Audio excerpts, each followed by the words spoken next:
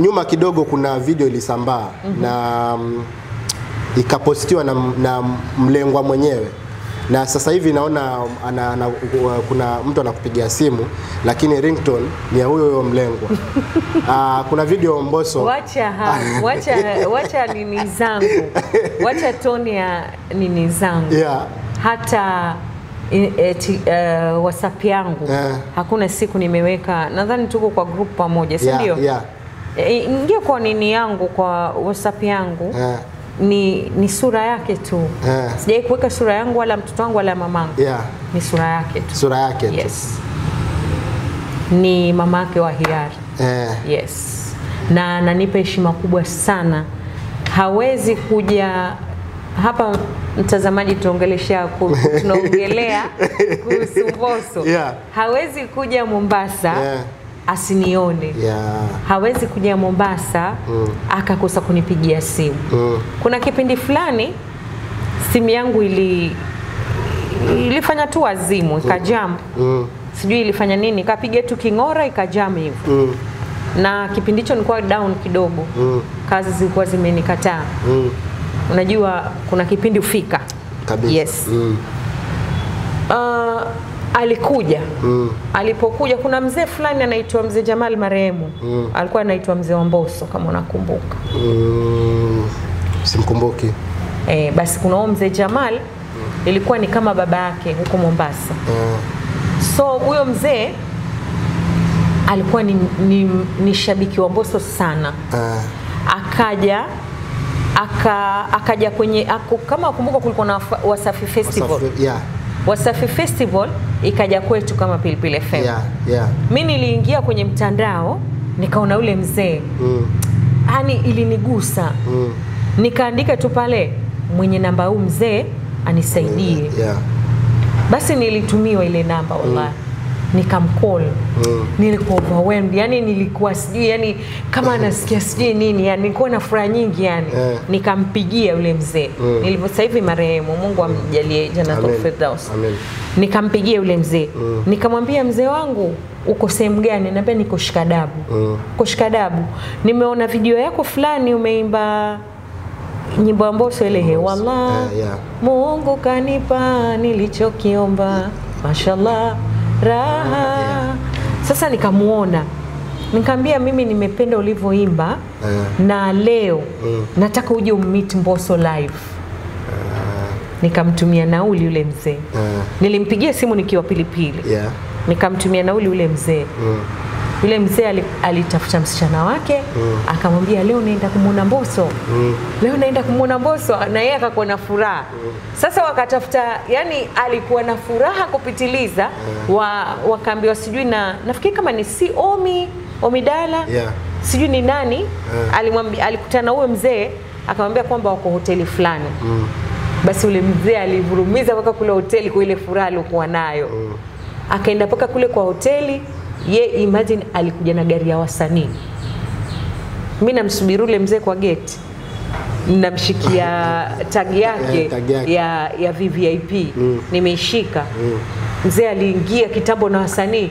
Mama, niko huku na Mbosso. Namwambia da, baba ushamuona mpaka Mbosso. Nimefurahi. Imagine. Huyo baba alipandishwa mpaka kwa jukwaa. Niko na hiyo video nitakuonyesha. Huyo baba alipandishwa mpaka kwa jukwaa. Yani niliona katika ndoto zangu hiyo imetimia. So Mbosso mimi ni mtoto wangu. Tena ni mtoto wangu wa nguvu. Sasa kuna kipindi huyo babu alipofariki alikuja Mombasa. Simu yangu ilikuwa imekasirika. Nimejam, nikakuwa na katululu. Mbosso alinitafuta kwa WhatsApp. Atafuta kwa WhatsApp anipati. Akauliza watu namba. Mamiz Boy una namba Madikodiko? Sina. Sijui nani una namba? Sina. Kila mtu. Namba ilitolewa na huyu wa Mseto, Willy Tuva. Ndio alitoa namba yangu, akampa maneja wake, akanitafuta, tukaenda tukaonana. Tukaenda paka kwa kina yule mzee. Maana yule mzee alikuja kafariki, nikamwambia. Akaniambia anakuja kumzika babangu, lakini hakupata kuja kuzika. Ndio nikamueleza kwamba basi utafanya kama ni mambo ya dua nini, akatuma pesa, tukanunua chakula, tukamaliza dua. Sasa baada kama muda alikuja ndio yeye kunitafuta. Alivyokuja nikamwambia baba, mimi kwanza tulienda kule kwenye makaburi, akatia dua kwa yule mzee. Sasa akaniambia, mama, sasa utaingia kwa hili gari langu, unieleze kwa nini sikupati. Nikamwambia babangu, hii simu ndio ninaotumia. Kuna masimu mengine kama ushawahi kuyaona kama matochi yale. Yana tochi kubwa lakini katululu. Kakatululu. Nilikuwa na hiyo simu mazee mpaka naona aibu. Mama, kwa nini sikupati? Nawaambia simu yangu. Sasa niambia simu, hebu angalia simu ndio ninaotumia. Kanambia limeisha. Akanichukua paka Jumeirah, tukaenda paka Jumeirah. Na kawaida yake akija Jumeirah lazima aniite, mama leo nataka biriani, mama leo nataka chapati na maragwe, leo nataka hivi, leo nataka hivi. Tukaenda zetu paka Jumeirah, akaitisha simu kwa Kim, kama ushaikusikia. Nikaletwa simu mpya babangu. Ni hii? No. Iko kwenye lile begi kule kwenye gari ya nani ya Buchra. Nikaletewa simu. Nilikuwa na furaha yani. Kuna siku fulani tena nikakuwa na shida na nyumba. Akanitumia 50,000 nikalipa. So yule namchukulia kama mwanangu niliyemzaa kabisa. Ile video akikuvisha ile cheni yake ilikuwa ni wapi pale? Ni Kenya ama ni pale Jumeirah? Na pengine ni zawadi alikuachia ama alikuvisha alafu zile ni diamond baba. Ile ni diamond, real diamond. Aizi labda aliniachia ireni fulani lakini huwa napenda sana kuzivaa. Kuna ireni fulani hivi ndio huwa navaa. Ndio alinimwagia vitu hivi, akaniambia chagua unachokitaka. Unajua mimi ni mtu mwenye aibu, nikachukua kile kitu kidogo. Na pengine kuna wasanii labda una imani unao ambao unawafagilia pwani na unahisi wanaweza fanya vyema zaidi na unawaombea labda afike mbali. Pengine umewahi kumwambia Mbosso kwamba baba, hata kama ni kinyume labda na management yako, lakini naomba baadaye uje ufanye kazi na msanii huyu hapa pwani? Si unajua sasa hivi kwa Can Music. Sasa hivi amefungua nani yake. Labda sasa ndio naweza kumwambia kuna msanii fulani bora, kuna msanii fulani bora, kuna msanii.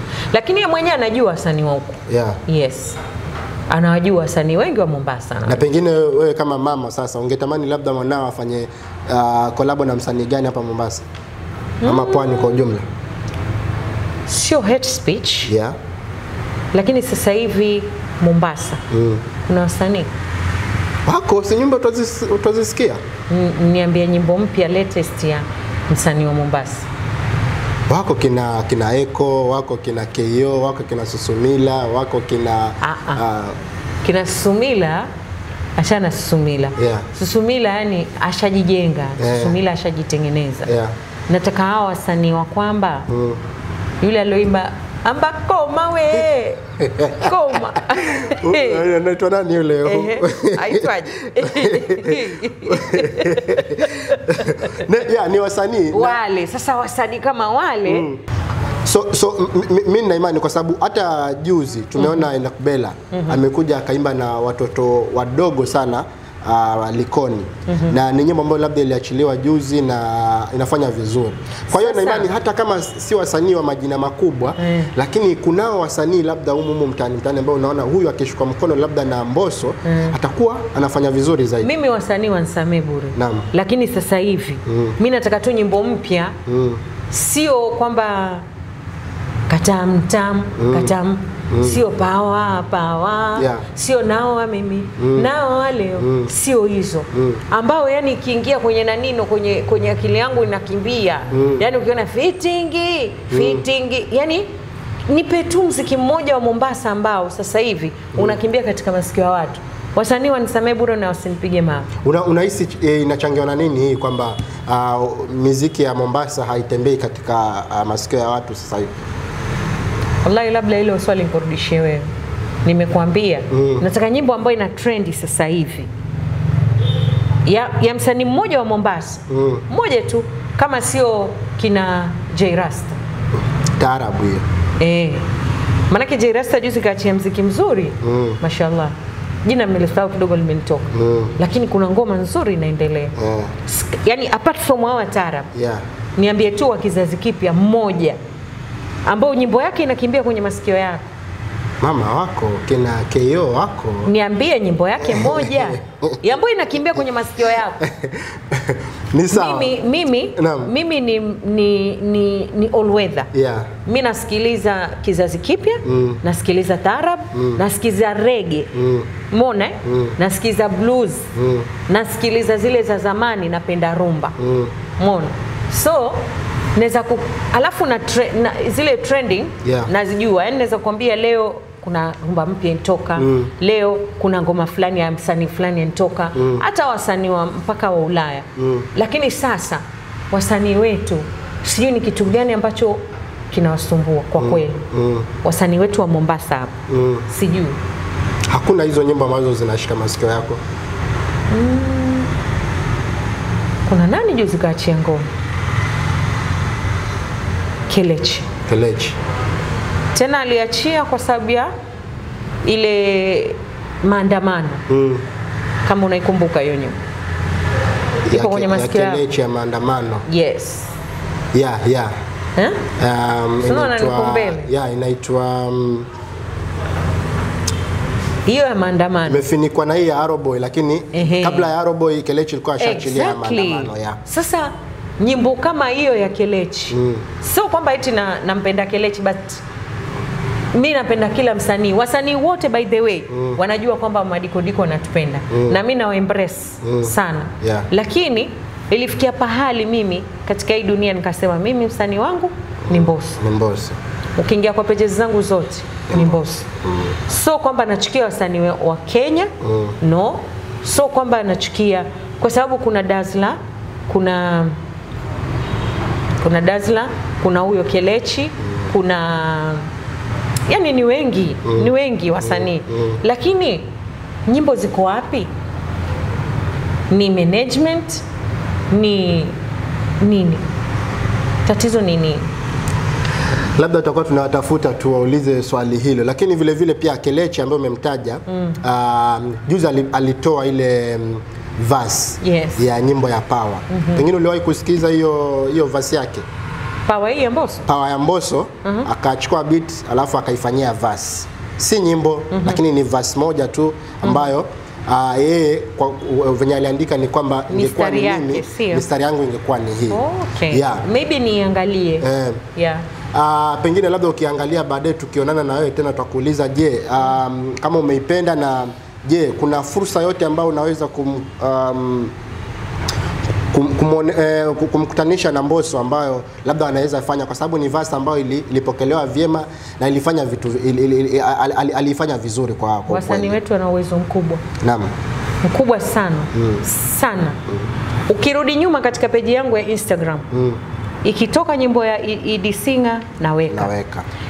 Ikitoka Dazzler naweka, ikitoka Kelechi naweka, ikitoka Chikuze naweka. Ikitoka bora tu mtu anitumie hii ni ngoma yangu mpya mama. Mimi na post. Nilikuwa sina shida na mtu yote. Na mpaka sasa sina shida na mtu yote. Napenda sana kusupport talent zetu. Sana tena. Ila wako wapi hivi sasa? Mtazamaji, ni swali ambalo Bi Madikodiko analileta katika wasanii wetu wa Pwani kwamba wamepotea, na yeye kama mshikadau wa burudani ama tasnia hii ya burudani Pwani hajapata ile ushawishi wa kwamba sasa hivi kuna kazi nzuri ambazo zinatoka, japo labda itakuwa ni maoni yake, labda wewe utakuwa na maoni yako mengine, lakini tumeonelea ni swali zuri na ni swala zuri ambalo mshikadau kama huyu ameweza kulivumbua, na ni kwako wewe msanii uweze kujikaza ndiposa uweze kuona kwamba kesho Bi Madikodiko haongei maneno kama haya. Labda sasa tukimalizia, tunategemea nini kutoka kwako? Kwa kweli sasa hivi kuna kama video 3 tumetoka kushuti na nani? Jimbo, yes. Na Bujra. Tumeshuti kama vile tulivyokuwa mke na mume. Watu wawili. Watu wawili. Yes. Kwa hiyo tulianza Jimbo tukiwa mimi na yeye. Na Jimbo itaendelea na itaendelea na itaendelea. Kazi ambayo nazifanya ni kazi nzuri. Hata juzi walifanya ngoma ya moja ya katika albamu ya Mbosso, Jirani. Nimeona Mbosso amepost. Hata alikuwa hajui, nimemwambia leo. Hiyo video kwa kweli niliangalia more than 5 times. Mpaka na smile. Ni kwa sababu ilikuwa inaongelea kabisa maudhui ya nyimbo ile ya Mbosso. Na unazungumziaje Bujra na wale wasanii ambao ulianza nao? Leo hii mlianza mkiwa 4 kama sikosei, na leo hii labda shoot mkiwa 2. Labda hiyo transformation, ni transformation hata kama ni ya kutoka, lakini transformation pia unaizungumzia vipi? Unajua kuna muda labda mtu hana wakati, labda mtu yuko busy na shughuli zake, labda mtu unajua ni maisha. Yes. Labda ameshikika kwa njia moja ama nyingine. So mimi siwezi kulaumu mtu kwamba eti mtu hajaja katika shooting, siwezi kulaumu mtu kwamba sijui afanye nini, lakini kila mtu anajua uwezo wake. Kila mtu anajua. So kushoot na nani leo na Bujra ni kuonyesha watu kwamba mimi wewe bado uko. Na Jimbo ni mtoto wangu. Mtoto wako. Juzi kulifanyika awards Mombasa. Na zilikuwa zinapeanwa tu kwa, tuliona wengi waliopewa ni wale ni upcomings tuseme, kwa sababu ni vijana tu. Sijui ulizisikia hizi awards, kwa sababu baada ya hapo kuna wasanii wengi walijitokeza kwamba awards zile zilikuwa ni kind of kuna ubaguzi pale ndani yake. Sijui unaziongelea vipi zile awards? Mimi kwa sasa hivi napenda watu wa grow. Mfano mdogo. Na sio kwamba napendelea. Mfano mdogo, kuna kijana anaitwa Jamil Jamal. Shamuona? Sasa hivi anajifanya ile mwindi best in the world. Amejiongeza. Umeona? Yule kijana amejiongeza kabisa. Yeye alikuwa anacheza tu pati ya teja tu. Umeona? Akajitafuta, sasa hivi amejiongeza. Sawa? Mimi kama mama Madiko napenda talent zikue. Umeona? Sitaki kujulikana mimi tu saa zote kwenye mtandao ukiingia Madiko. Mimi am happy na vile vitu sasa hivi Jimbo anafanya. Naingia mimi naangalia video more than 5 times. Video moja. Niko embraced.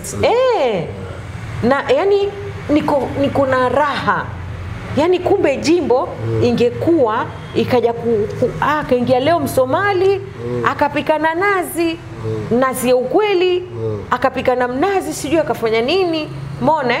Kumbe leo Sofia angerudi tena, kumbe leo kungekuja kuwa na Aisha Digo TikToker, kungekuwa na Masai kwa Jimbo. Umeona? Kumbe Jimbo ingepanuka. So inakupa ni kama you are proud of yourself kwamba wewe ndio ulianzisha hizi contents, na wewe sasa mimi sianzisha content, Jimbo ilikuwa contents ulizianza wewe na Bujra wakati wa bwana. Kwa hiyo you are part of wale founders wa contents. Pale mwanzo ilikuwa ni vipindi. Sasa hivi ni contents, tunaangalia sasa huu uigizaji. Kwa hiyo unapata ile unakuwa mchangamfu ukiona zile kile ulichokianzisha. Kazi ambayo inafanywa Jimbo. I'm happy. Kwa kweli. Maana siangalima, yani video moja naweza irudia more than 5 times. Kuangalia na cheka mpaka na cheka kwa sauti kabisa. Kwanza zile za Ramadhani, Ramadhani sijui hizo, yani mpaka ile Sophie sijui kamroga yule Masai.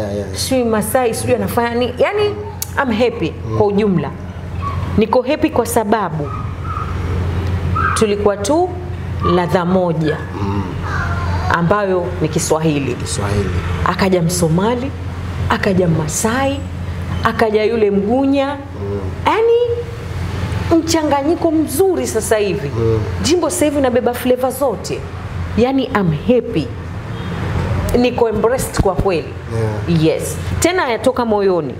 Sio ya kinafiki. Yatoka moyoni.